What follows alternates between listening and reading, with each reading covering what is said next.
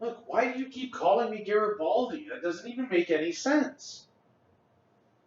No, the famous clown's name was Grimaldi. Well, no, I don't know what he did. I think he invented the biscuit or something. Look, I've got to relax. I got to get ready to do my show.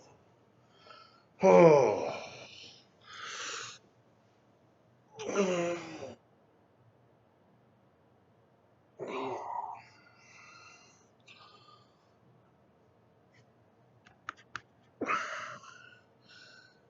Hey, Sandy, what's this light doing on my laptop? Oh, ha ha, yes, that's what lights do. But no, this one, I've never noticed it before. I don't know. What? Oh, really?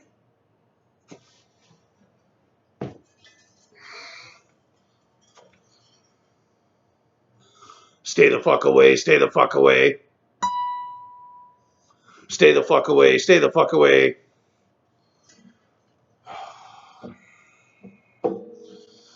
Hey, everybody. Sean Patrick here again. Fuck, am I ever burned out? You know, when the world started to implode here, I started to watch the addresses because I figured if I watched it straight from the horse's mouth, then I could look at the rest of the media and really tell who's putting a big spin on it and who's being more honest about it and get some information that way.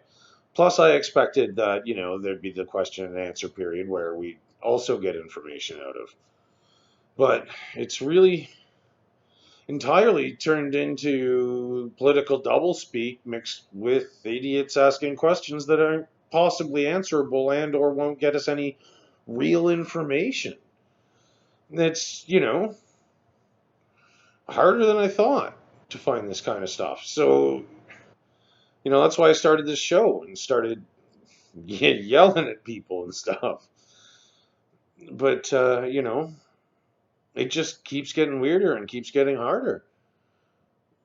And, there was something that happened this afternoon that kind of made me feel a little bit better for a bit, which I'm going to talk about shortly. But, I was trying to get ready to do my show. And, like I said, I was feeling pretty down, pretty burned out. So I had some comedy on, and well, since I'm not allowed to get close enough to anyone to eat them anymore, I had some soup on the stove. When I find out that a lady I went to high school with, who is now a nurse in my area, had her place busted in and got all her shit robbed.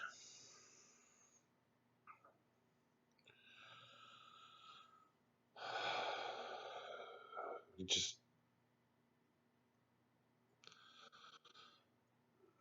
so I've really got a bit of a hate on for people.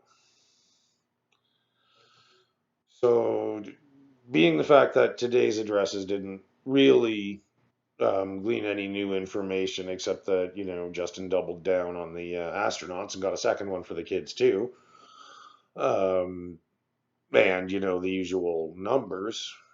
It was some pretty stupid questions and not a whole lot of info. So I'd rather talk about the thing that made me a bit happier, which is the birds. What? Oh, my producer clearly got at my notes. Birds, birds, squirrels, birds. Tender victuals. Ireland, the Queen. So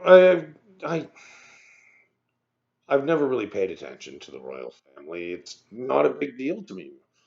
I don't care what they're eating for breakfast, and I don't care who is emulating who with outfits that don't really match, or how shocking it is. So look at that. Someone's wearing something for a second time. It just, I can't do it. But Her Majesty herself is a piece of history. I don't have the reverence for royalty or anything like that, like a lot of people do. But I felt the gravity of the situation that the Queen is speaking. And so when I heard that on the news yesterday, I actually went, wow, you know, can't wait to see that. That's going to be something neat. And it was. It truly was. Um, but what I want to talk about really, no, we'll go on a little bit more about how amazing that was. I think because yeah, I mean, majestic really is the only word to truly describe it. Um, and I really hope that all of the gravitas that she seems to hold really drives that message home because she put it beautifully, better than anyone has yet, I think. And I hope it really sinks in, not only to the British, but to us here, to everyone who watched. But my problems with it were, well, of course, I started watching the beginning of the programming, and so you've got the pundits and correspondents, talking about what's to come, and at the bottom of the screen, the banner, says in big letters, "Queen to address COVID-19 outbreak." And then under that in smaller letters, it says, "Speech will ask UK to take pride in pandemic response." Well, hmm, but she hasn't done it yet. How do you know that's in there? And a little while later, it switches to "calls on this generation to be as strong as any." You're quoting the speech that didn't happen yet? But no, then a few minutes later, of course, they said that, well, it was pre recorded on Thursday and all this stuff. What? Wow. Okay. Well, yeah, we've been waiting for the specific time for the Queen to speak, except that, well, she did that Thursday. So they could have put it on any time since. Um, but really, what I found was that, as I said, the banner said that speech will ask UK to take pride in pandemic response. But what the Queen actually said was, I hope in the years to come, everyone will be able to take pride in how they responded to this challenge," which is very, very different. So asking them to take pride in pandemic response suggests past tense, you've done a good job, take pride in it. But what she said was step up and do what's right so that in the future you can take pride in what you did. And this is the whole thing I meant about spin. This is what I've been talking about, disinformation, all that whole thing. I mean, those two things are glaringly to me different. And we keep getting that over and over and over again. That's all we get.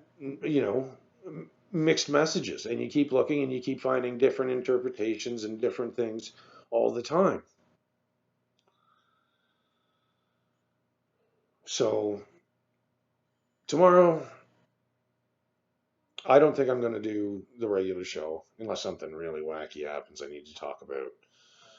I'm going to officially start my new show, Uncle Sean Speaks to the Children, or reads to the children, pardon me.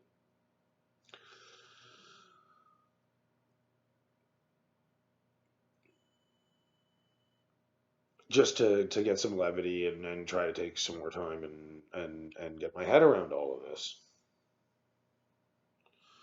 So I hope to see you tomorrow for some silliness and try and get my shit together.